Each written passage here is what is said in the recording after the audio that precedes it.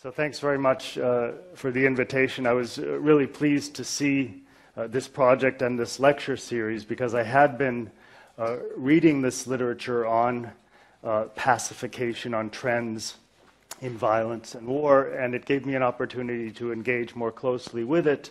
And in fact, I was so inspired, I wrote a long paper already, which I will not read to you. I'm going to give you some of the highlights instead.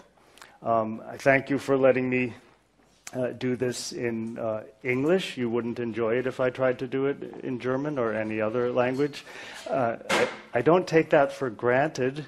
With Brexit and Donald Trump, it's only a matter of time, I think, before English loses its hegemonic status in Europe, but I'll continue to take advantage of it at least for the next half hour, 45 minutes. So this is what I have in mind to do. I'd like to start by talking about my take on the debate on pacification. It will be relatively brief, and I have a kind of a stand-in for each view. Steven Pinker on the one side, and another author, Pinker and another author, and then Malešević on the other, as you'll see. Again, that will be quite brief, because then I want to turn to two cases that I argue represent some support for the pacification claims, but also support for a criticism of those claims that focuses more on the way that violence has been transformed. So one is one that, in his kind introduction, Christopher mentioned, I'd worked with in a collective project called The American Way of Bombing. I'm also drawing on the work of a German scholar at Oxford, Janina Dill. And then I'll talk about quite a different case, which is based on in some respects, on the book that I published on gender nationalism and war, but in a way bringing it up to date and looking at the role of the United States. What's important about this topic, I think, is that it's not the sort of phenomenon that can be captured very well in the sort of studies that have been done on the reduction in armed force and in violence. Pinker relies very heavily on large data sets going back to prehistoric times, and they tend to be correlations over time. This is a more complex phenomenon that I think doesn't lend itself very well to quantification, although there are some elements that do. And so I want to talk about that. And then I want to talk about what difference it makes, these trends that I identify in these two cases of the United States, what difference it makes for norms governing violence and armed force. So starting then with the debate over pacification, Pinker, on the one side, the book, The Better Angels of Our Nature, and then a more recent one called Enlightenment Now. Someone who shares some of Pinker's views, more limited to the issue of armed conflict and deaths in wars over time, is Joshua Goldstein in his book, Winning the War on War. I'll talk more about Goldstein towards the end, because what I find valuable about his approach is he has mechanisms for explaining why we see a decline in violence, whereas Pinker, I argue, has mainly correlations and then a kind of a broad understanding of how modernity and enlightenment have made their contributions. On the other side is Siniša Malešević, who has written quite a fascinating recent book. He's a sociologist. He has some views in common with Michael Mann, who was the speaker at the beginning of this series, and is very critical of Pinker's approach. One way I thought I could capture their difference is by showing you what they have to say about the role of modernity. I already alluded to what Pinker's view is. He says modernity has brought us all kinds of good things, including the reduction of violence. Malešević's view could not be more different. He says organized violence escalates with the proliferation of modernity, and especially the creation of modern states. So their view on violence and their view on what causes or reduces violence are as diametrically opposed as you can imagine. And what I'm going to do is not just split the difference, but identify what I think is plausible about Pinker's argument, what is plausible about Malešević's critique. So here's what Pinker does with his data. You'll see that he contrasts the period of states, which is over here to the right, with prehistoric periods, and he basically says things were a lot worse a long time ago. Okay. Then he does this other exercise of looking at what he calls rates of death, where he looks at violent episodes, and the number of people killed, and divides them by the entire world population. Okay. Mann, I imagine, criticized this in his presentation, as he'd done in his published work. It has a certain merit, but there's also something that doesn't seem quite right about it. And what Malešević points out is that it ends up making some of these prehistoric episodes rank much higher on this particular scale than, say, World War I, which comes in at, I think, number 9, World War II comes in at number 16, something like that. Again, because these were horrendous wars with many millions of people killed, but the population of the entire world was much bigger. I did a little exercise myself in the paper.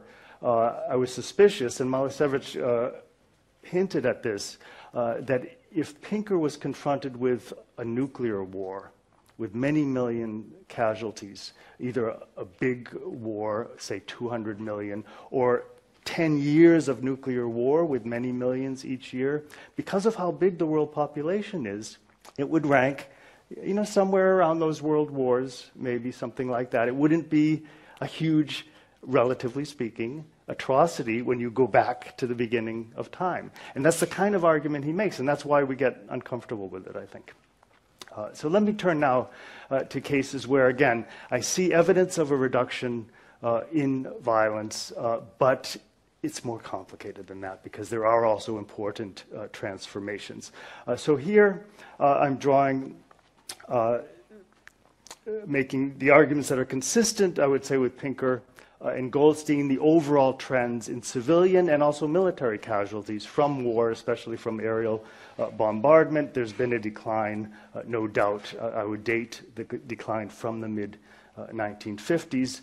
But consistent with Malešević, there are elements that represent a transformation. And I want to highlight what has been called the legalization of U.S. bombing strategies, basically interpreting the laws of war, what we call international humanitarian law or the law of armed conflict, to broaden what constitutes a legitimate military target, to focus on individuals as targets, and connected to that, a lowering of the threshold of armed conflict when force can legally be used. So I'll talk about all three of those elements. First, just the basic decline. I'm drawing here on the work of Nita Crawford, her book, Accountability for Killing, her work as director of the Costs of War project, keeping track of these kind of data, and also her contribution to the book that Henry Shue and I edited on the American way of bombing. This chart is my own, but it's consistent with her view, which is that there were strategists favoring deliberate attacks against civilians at the dawn of air power, but it was basically considered illegal by the outbreak of World War II. It quickly became the common approach, and you'll see that even before the atomic bombings of Hiroshima and Nagasaki, of course you know this in Germany, there was mass indiscriminate killing of civilians through setting cities on fire with incendiary weapons. Tokyo lost 100,000 people in one night of firebombing, which is more than either of the atomic bombings. We saw a continuation into the Korean War that broke out in June 1950, with 2 to 4 million deaths, mainly from aerial bombardment and setting cities and villages on fire. This is from an oral history interview with Curtis LeMay, the general who was in charge of the strategic bombing at the end of World War II and also in Korea. We burned down every town in North Korea and South Korea too. So this was really the low point of deliberate killing of civilians and aerial bombardment. It has got better since then. It was pretty bad in the US war in Southeast Asia, in Vietnam, but especially the so-called secret bombing in Cambodia, which was not secret to people in Cambodia and became public everywhere else pretty soon. What Nita Crawford argues is that this represented a turning point, that the US military and political leaders began to take seriously civilian casualties, largely because of the protests of the Vietnam War era. I'm not 100% persuaded by her argument, but there was indeed a turning point. You can see subsequently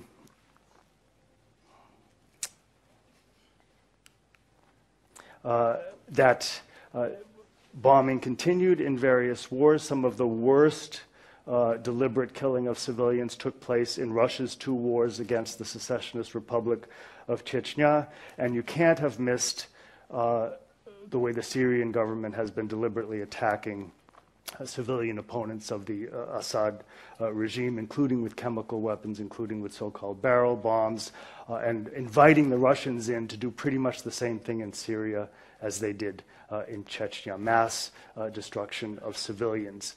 Those, we can hope, are exceptions to a trend overall in reductions. I'm not as confident as Pinker that that's the case, because these are serious violations of the law, the deliberate killing of civilians from the air. It's interesting, though, to see what Pinker's acknowledgement and explanation of these setbacks is, because he's looking not just at bombing, but at civil wars in general, and he's reported the quantitative data that deaths from civil wars and interstate wars have declined over time, but he notices that the decline ended in 2007, went back up in 2014 and 15, and has peaked so far in 2016. What's his explanation that goes against his overall interpretation? His explanation, you remember, for why we have a reduction in violence is modernity, enlightenment. So his explanation for why we have setbacks is the absence of modernity and enlightenment. This is how he puts it, that all of these conflicts either have a radical Islamist group on one side or another counter-enlightenment ideology, Russian nationalism. Okay, so he saves his explanation by explaining the anomalies by the absence of the variables, if you like, that he thinks explain the original reduction. So that's Pinker. To focus now on what Pinker misses entirely, I would say, is the transformation in the nature of the violence and how it has been legalized. These are the 3 points I want to make, and I'm drawing this time on Janina Dill's work, this outstanding book that I would recommend to you called Legitimate Targets. What Dill says basically is we have the laws that govern when civilians can be targeted, when they must be protected. The latest version is the first Geneva Protocol, 1977, to the original 1949 Geneva Conventions. They tell you that the civilian population as such, as well as individuals, civilians, shall not be the object of attack. It couldn't be clearer, right? But what about so-called infrastructure bombing that have indirect effects on civilians? This is something that the United States has emphasized in its bombing practices for decades now, targeting so-called dual-capable facilities that are useful for military and civilian purposes. Okay, in the midst of a war, if something is useful for military purposes, maybe we should consider that a legitimate military objective. But when you look to see what the list of dual-capable facilities is, then you begin to have second thoughts because they can include bridges, roads, electrical grids, water and sewage systems, telephone and communications. In the first war ever that NATO launched, when was that? NATO's first war?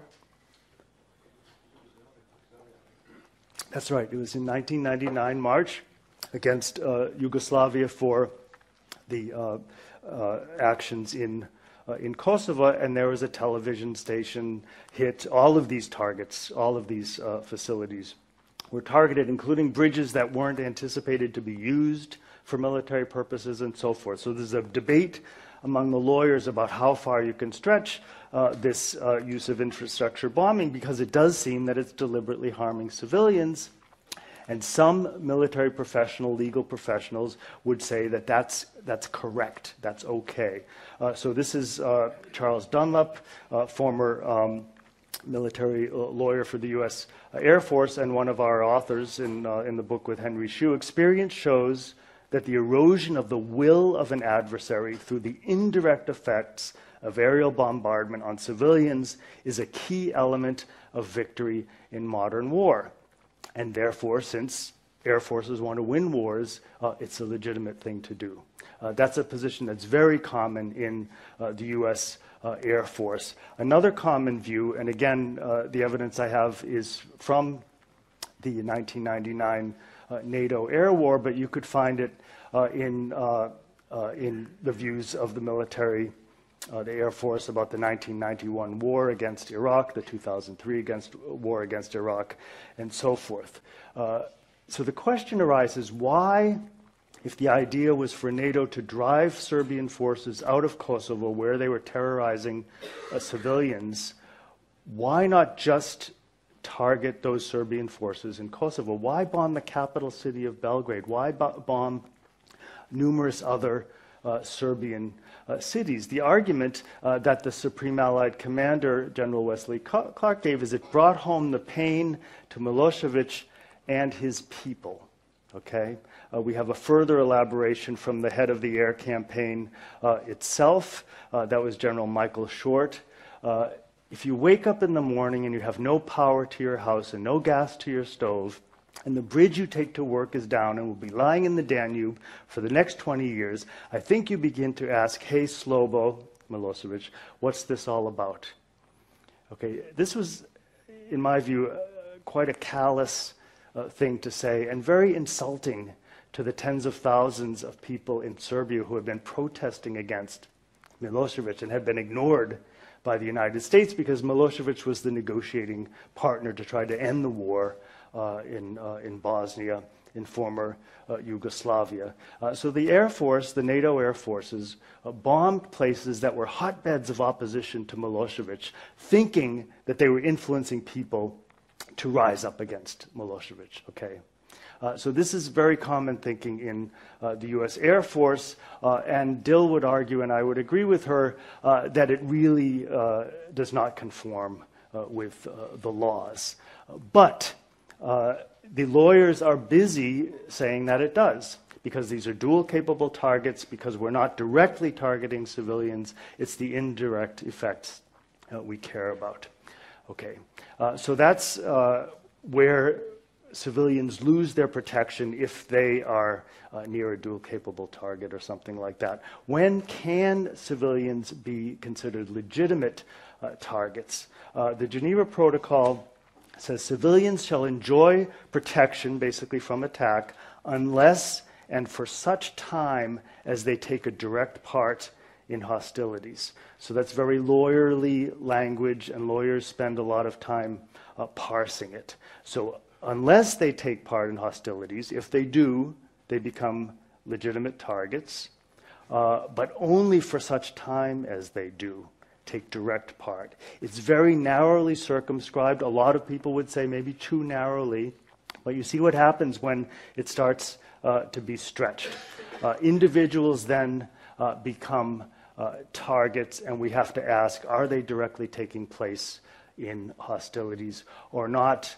This issue has come to the fore mainly with the introduction of drone technology, armed drones targeting individual people. And the category that is considered legitimate by the U.S. political and military leaders is quite broad. The New York Times, other newspapers have done a lot of research on this. The Times argued that during the Obama administration, when we saw the explosion of numbers of drone attacks, that all military-age males in a strike zone were considered combatants, unless after they were killed, somebody demonstrated that in fact they hadn't been. People in an area of known terrorist activity or found with a top Al-Qaeda operative are probably up to no good. Okay, therefore they became targets. The Pentagon, by the way, said, no, this is not right, but their counter-argument wasn't very persuasive, and in any case, you can see how much it diverges from the requirement that civilians be protected, because these people are civilians. This is the tricky thing to understand. When you see the statistics, you'll see something like civilians or innocent civilians, and then you'll see rebels, militants, insurgents, fighters. All of those people are actually civilians too, because they're not soldiers in regular army. And by the law, they can only be targeted if they are engaging in hostilities. If they're, unlike soldiers who during a regular war would be able to be targeted even if they're just in their barracks, civilians who aren't directly involved in hostilities are supposed to be protected. Again, you can disagree with that, but that's what the law is, and that's the law that's being really stretched and distorted in order to legitimate these drone strikes. Another bit of evidence on the drones is, again, discovered by journalists from some data that was leaked for the period 2012 to 2013. There's a target list. President Obama personally would approve the target of individuals who could be targeted for killing by drones. Okay, for this period, the target list was 41 people, but the number of people killed was 1,147. So were those 1,106 people mistakes? Were they civilians who were killed unintentionally? That's not what the military says. They said, no, those people were also guilty of participating in terrorist or insurgent activities against us or our troops. So basically, these were not the originally intended targets. They're going after these 41 people, but they decided that those other people were also legitimate targets. They called them enemy killed in action. Okay? They have no solid evidence that those people were directly engaged in hostility. So that's the risk of stretching that legal rule. And you can see that it gets stretched even further when drug runners who are supposed to be supplying the Taliban with funds also become targeted by drones, not engaging in hostilities, but helping the insurgency. Drivers of trucks, okay, truck drivers bringing oil that funded the ISIS insurgency were targeted for attack. Again, it's a step or two removed because they're providing oil that allows ISIS to operate, that allows it to buy weapons and so forth, but it's still very far from engaging in hostility, so technically a violation of a strict reading of the law. The final concern that people have is that the use of these armed drones against countries with which the United States is not at war, Syria, Yemen, Sudan, Somalia, Pakistan, is a violation of the UN Charter, because the UN Charter starts by saying member states should not use force against each other. They should resolve their differences peacefully and so forth. Way further down, Article 51, it says, well, we'll make an exception for self-defense. We'll even call it an inherent right of individual, that means state, or collective alliance self-defense. But Under what condition? If an armed attack occurs against a member of the United Nations. Okay, the United States lawyers, again, and political leaders are stretching a definition to say, if there's some dangerous person in Sudan, we have the right to attack that person with armed drones, even if Sudan hasn't attacked the United States. Okay, that's the predominant thinking that justifies, on a legal basis, the drone strikes. And you see it also reflected in the domestic debates in the United States, which, as you know, is a very legalistic country. Most of our politicians have training as lawyers, so the United States wants to do everything legally. Okay, so how do you engage in the use of armed force in a country without the constitutional provision that it's Congress that declares war, not the president, okay? So here's how it's done. It's done with a legalistic redefining of war or even hostilities, because we have the War Powers Act enacted in the wake of the Vietnam War that basically reiterates that Congress has the power to declare war. So this is what Harold Hongju Ko, who worked for the U.S. State Department under the Obama administration, a human rights lawyer, he says, well, these conflicts have not involved U.S. casualties. There's been no active exchanges of fire with hostile forces. What is he saying here? He's saying it's only a war if U.S. soldiers get killed. If U.S. soldiers are not at risk of getting killed, we don't have to call it a war or hostilities. We don't have to ask Congress for permission. Okay, that was the Obama administration's position. It's still the U.S. Position. It was applied during the Obama administration in this very broad way to justify attacks against the so-called Islamic State, ISIS, as long as there were sufficiently important national interests at stake. That's pretty vague. And it did not rise to the level of a war. It did not rise to the level of a war because the U.S. Military people or private contractors operating drones were in Nevada. And the people being killed were in Syria. Okay, so that's not a war for the Americans. Okay, that's the way that argument worked. So my summary of this case is pretty straightforward, that yes, we see fewer civilians deliberately killed, with these notable exceptions of Russia's behavior in Chechnya and Syria, the Syrian government's behavior, Saudi Arabia, in Yemen. We hope that they don't affect a trend which overall has been the less deliberate killing of civilians and far smaller numbers. Nevertheless, we do see the use of dual use targets, and that causes harm to civilians. But the more problematic issue is this legalization of the targeting criteria and the fact that it could lower the threshold for the use of armed conflict basically anywhere. So I see support again for both sides of the pacification debate, if you like. Okay, now I'm going to turn to this other very different topic. What it has in common is that it involves the United States. Eventually, I'll get to that point. And it's a situation of the transformation of violence that is not very well understood by the approach that Steven Pinker takes. Christopher was kind enough to mention this book. This is actually where I got interested in this idea, even though it's a book that's based in large part on analyzing movies.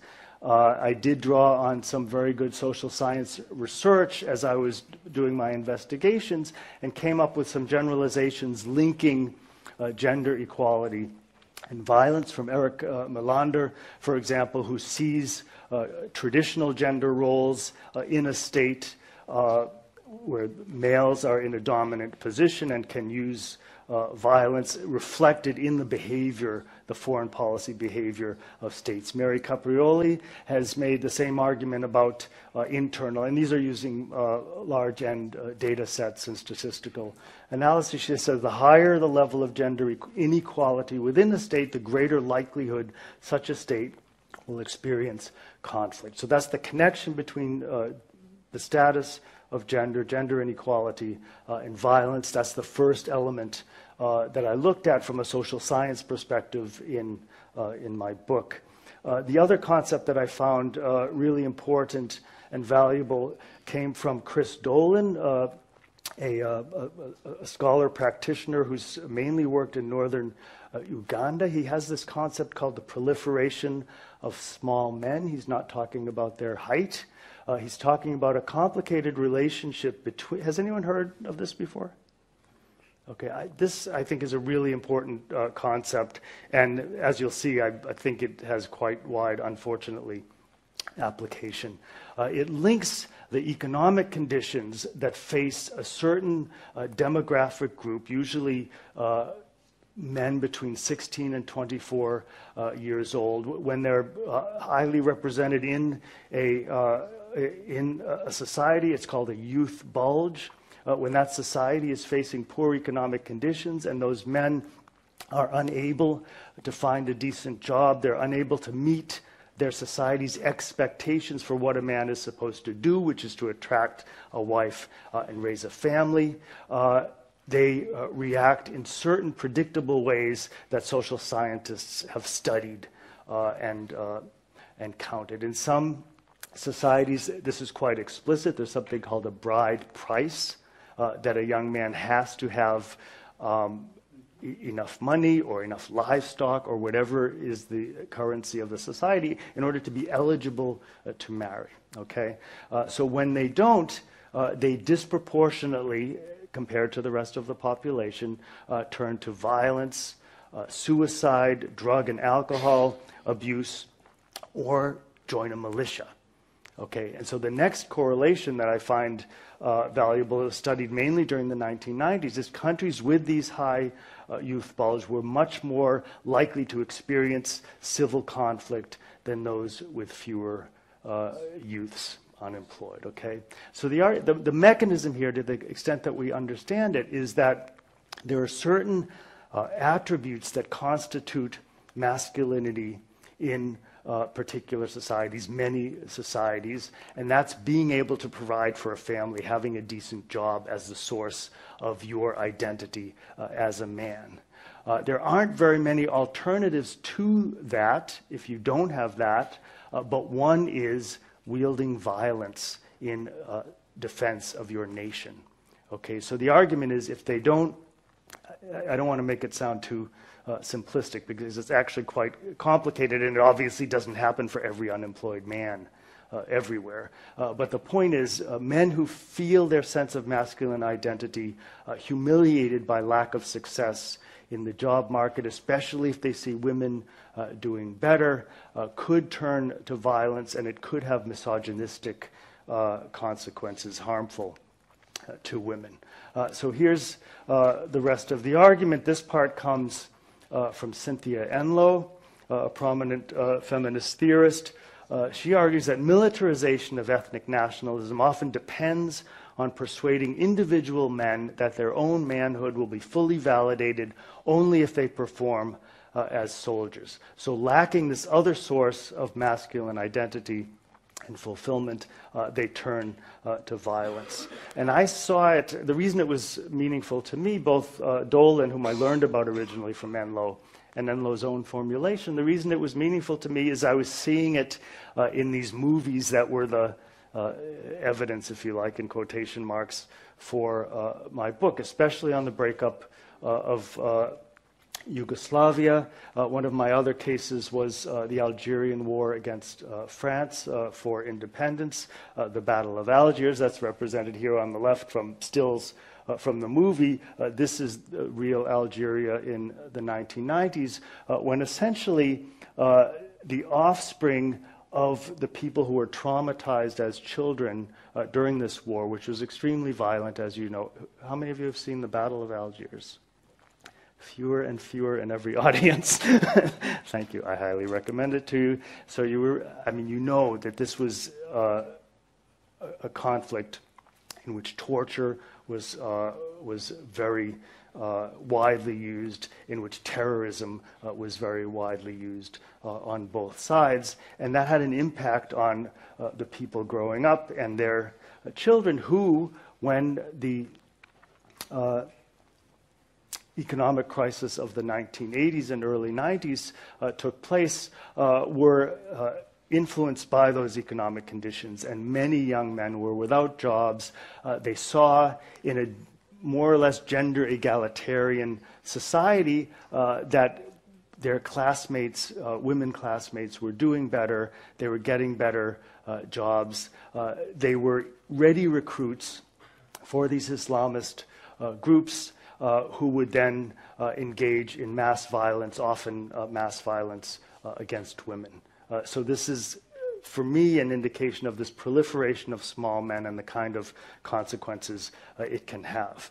So on the basis of Enlow's work, again drawing on Dolan's notions, thinking about, talking about my book, I put together this list of what you could call early warning indicators of gendered nationalist violence. So the economic decline we talked about already, it often goes hand in hand with restrictions on women's reproductive rights. Why would that be?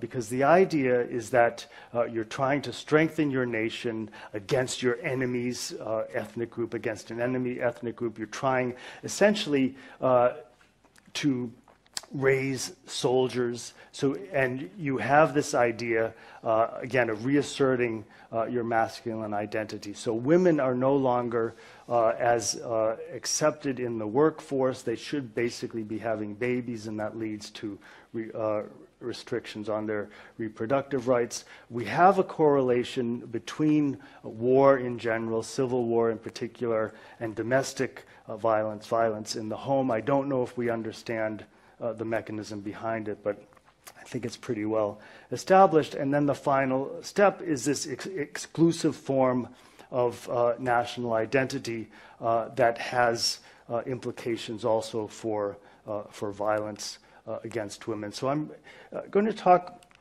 briefly about them in the context of the United States. Okay, so when I finished my book, even though it was a lot about movies, as a political scientist, I felt, okay, this has to be relevant somehow. Could it be relevant to the United States? I found the work of Susan Faludi very valuable here, because she's basically tracked the fate of men who have a high school education or less, their incomes relative to women. And it's interesting what she finds. I'm just going to illustrate it with two tables here. So this is the generation of between 25 and 34 years old in 1975, and then in 2005 in constant dollars. You can see that men suffered a decline in their income, women a slight, very slight increase. This one is maybe more interesting. It shows the median annual earnings for workers with just a high school diploma. Again, comparing those two periods, you see that men are still doing better than women, but look how far they dropped. And they dropped from where they expected they should be. They thought they should be doing better. Okay, this is the idea. It's become now a slogan, male privilege, this idea that men should expect to do better than women, but it didn't look too good for men with a high school diploma or less. And people have made the argument, and it has a certain plausibility, that women are better able to deal with those kinds of economic situations. They have more sources of support, more sources of identity within the family, within their friends. For men, if they don't have a good job, it really is a threat to their identity. So Christy Wampole has made this argument based on where she grew up in Texas, that the men, unemployed, underemployed, are sullen and full of rage, and they direct that rage against the women who seem to have better coping mechanisms. Again, obviously not all of them, but enough that we have this phenomenon in the United States, you've probably heard of it, of mass shootings. Many of them take place at schools. and universities. Many of them take place in traditional, in areas of universities that are traditionally male bastions, engineering schools, where a disgruntled man will kill women professors of engineering, women students of engineering. It seems to be connected to this phenomenon, and these are just ones over the last 10 years or so. You can read about them if you follow the American press. Every couple of weeks or so, something like this. Somebody, some man, compelled by hostility towards women with all, I'm sure all kinds of other psychological problems, but this element seems to be at the core of it. When we talk about the United States, it's hard to talk about this as a variable because the Republican Party has always wanted to restrict women's rights regarding birth control and abortion. So if I show you these posters against Republicans, one thing that you'll notice is it's not the recent presidential election, it's the one before. So this was when Mitt Romney was running. Women in the United States were worried that, especially Roe v. Wade, the law that allows for legal abortions would be repealed. And of course, we're closer to that now with the Trump appointees to the Supreme Court. But the point is, it's hard to see this as an early warning indicator necessarily because it's always been the project of the Republican Party. It does get a little bit more extreme in Representative Stephen King of Iowa, who's a fan of the Dutch right-wing nationalist Geert Wilders, and he basically endorses his position that we can't restore our civilization with someone else's babies. Okay, so this again is the so-called pro-natalist position. Our group, our nation needs to have more babies. What does that imply for you women? It means you have to stay home and have more babies. Okay, so this is the restriction on reproductive rights that it's associated with this kind of exclusionary nationalism. The increase in domestic violence, when I looked at it, it didn't work all that well, although there has been a change since roughly this time, 2012, an uptick, interestingly enough, especially in the border areas, in the southern border, El Paso, Texas, elsewhere in Texas. So it was enough, and this was just a short conclusion to my book, it was enough to say, okay, this is something we should pay attention to. Since then, some things have gotten worse. We have the agents of the Immigration and Customs Enforcement basically arresting women who go to report domestic violence if they expect that they may be in the United States without a proper visa illegally, as we say. And so those women have stopped reporting the domestic violence, so things have gotten much worse for them. The last point. This was what I was willing to say in 2011. It's not too much of a stretch to make the further connection between economic decline, misogynistic violence, and nationalism, even for the United States. In this case, the nationalism takes the form of anti-immigrant sentiment. Okay, I wasn't particularly expecting it because the United States is a country of immigrants after all, but I was seeing early signs of it. One of the early signs was actually a video game. This is a bit offensive, I have to warn you. This is called Border Patrol from 2002. The object of the game is to kill the pregnant woman crossing from Mexico into the United States. You see the nice little touch of anti-Semitism in the Star of David on the American flag. This has been a very popular game in certain circles. There was a politician who got in trouble for circulating it within his office in South Carolina. I think maybe even worse than the video game is that when people criticized it, they got threatened with violence. Anita Sarkeesian was threatened with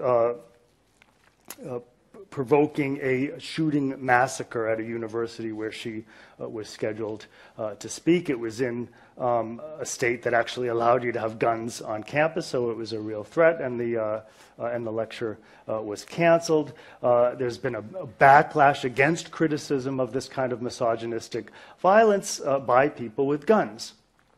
And then you have on the border a crisis of migrants trying to apply for asylum, and the local authorities responding with armed force. Note the date, okay? This is not last election cycle, the congressional elections in the United States. This is in July 2014, when the governor of Texas, Rick Perry, ordered 1,000 National Guard troops to go to the border to present this militarized response to the threat of an invasion. So basically, exactly what Trump did during the last election in November, but 4 years earlier. Okay.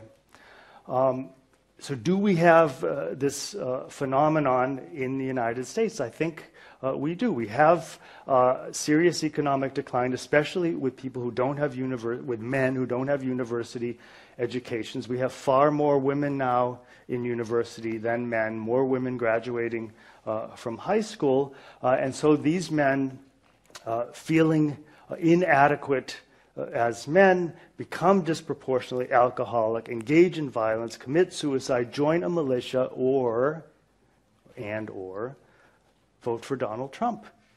Okay, this isn't his entire constituency. There are lots of very rich white men who voted for him because he promised and delivered a great tax cut for them. But this is the core of his working class constituency, if you like, and there's been some evidence, I think we need much better studies than this one, that these are men, small men. These are men insecure about their masculinity who find that Trump appeals to them. Okay. We also find these unbelievable incidents of people adopting Trump's build a wall rhetoric at high school sports games. This one, I don't know if you caught it, Halloween last year. School teachers at an elementary school dressed up as Mexicans and a wall. Okay, it was not malicious intent, said the superintendent. 13% of the students in that elementary school were Latino immigrants. So you can imagine how they felt about that. So you have this kind of pervasive nationalist sentiment among certain groups.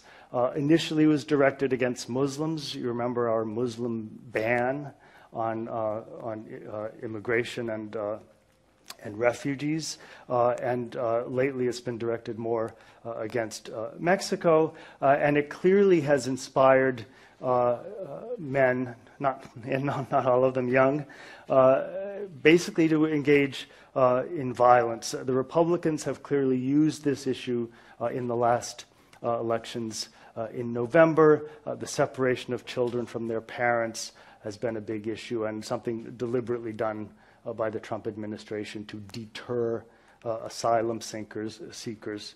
So, how bad could it get? This is a quote that I quoted in my book by a Serb journalist reported in Peter Maas's book. He said, "You must imagine a United States with every little TV station everywhere taking exactly the same editorial line, a line dictated by David Duke. You too would have a war in 5 years." Who's David Duke? He's the he's the head grand wizard or whatever of this famous racist organization in the South, the Ku Klux Klan. Who was his preferred presidential candidate? Donald Trump, and Trump did not denounce him. He was really pushed to do it. So this is an argument about Yugoslavia, that television was an extremely powerful motivator of nationalist violence, spreading false information and propaganda, scaring people. We don't have this situation in the United States. We have Fox News instead.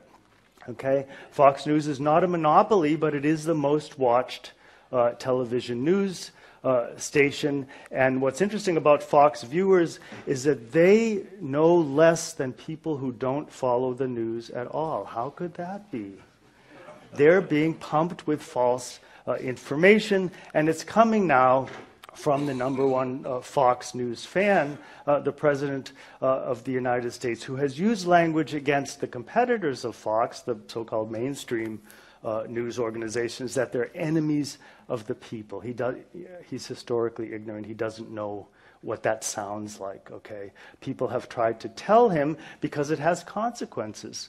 People read Fox News, they hear Trump's incendiary statements, they kill journalists. This was of such concern to the New York Times that they asked for a meeting with President Trump to say, please stop calling us enemies of the people. You're inciting violence. How did he respond? He just kept it up. He said it's true. They cause war. They're dangerous and sick.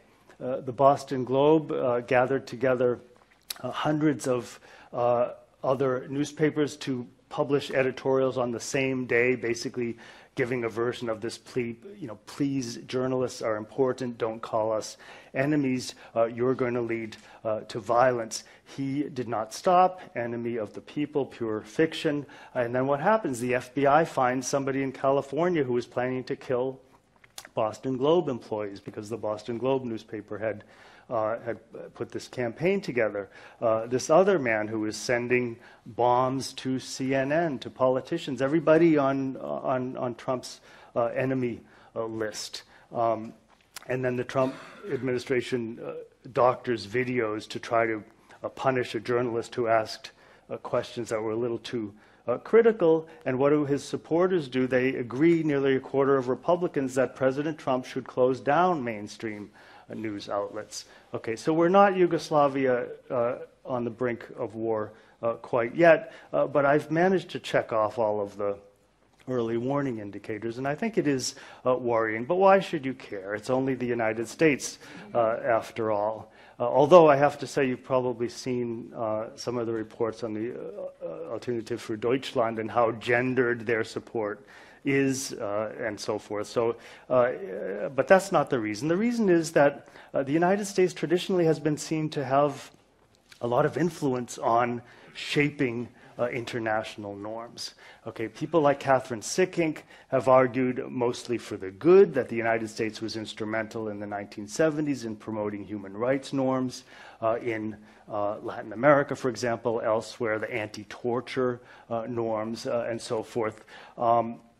She's a bit worried now. Her new book is still optimistic. She's an optimistic person, but she says, I've never been so worried about how U.S. politics could negatively influence human rights at home and around the world. And she's tended, as I said, to be optimistic when she sees that the U.S. Under the George W. Bush administration had to write a memorandum saying that what looks to everyone else like torture is not really torture. She says, well, that's a good thing. They had to explain themselves. But for me, that's a version of legalization of the same sort that Yanina Dill is seeing in the laws of war. It's reinterpreting and stretching them to the point where they don't reflect the spirit of the law anymore. So I just don't want to end with that hopeless view, even though I feel hopeless quite often these days. I want to suggest how we can see in the trends that Pinker and Goldstein noticed a certain hope. And this will be just quite brief. But the problem, I would say, is that even though they probably have the trends right, they miss, Pinker more than Goldstein, how violence has been transformed in lots of ways, the sorts that I've mentioned in these two examples. The hope is if we can identify the mechanisms to keep us going in the positive direction. Again, for me, Pinker's mechanisms are inadequate. Okay, they're too abstract. There's nothing we can do about continuing to foster modernity, let's say. okay, we can say we want more free trade. That's his thing. He thinks that leads to peace and so forth. He's not worried about inequality. Peacekeeping forces, international law and norms, there's a little bit more there. If you look at Goldstein's mechanisms, he focuses in particular on peacekeeping. That he sees peacekeeping has led to less war, less return to war after civil conflicts and the like. He likes peace movements. He was influenced by someone who was also very influential in my own work, a mentor to me, Randy Forsberg, who is the founder of the nuclear freeze movement, but also a theorist of social change and who developed a theory of peace. She died young of cancer. Nita Crawford and I took her unpublished book manuscript and have just published it. We wrote an introduction. This is the argument that comes through. So the introduction is by both of us, but these words are Nita's. Change occurs through processes of persuasion, social mobilization, and the institution of small gains. So that arguments that recur over the longue durée can begin at new starting points that take for granted the criticisms and alternative formulations that previous generations of activists gained through their work. Okay, it's more complicated than modernity. It's an argument that has agency. It has activists, it has scholars, it has intellectuals making a case why violence should be reduced, why practices like the ones that Forsberg studies in her book, human sacrifice, cannibalism, slavery, things, believe it or not, that all used to be considered normal became stigmatized. She argues it could happen for war as well. It's consistent with the trends that that Goldstein and Pinker have noted. Crawford has written about it more in this book, Argument and Change in World Politics. And for me, it's the source of hope, not waving at trends like modernity, but saying, okay, it's really people working to reduce violence that reduces violence. And that's where I'd like to stop. Thank you.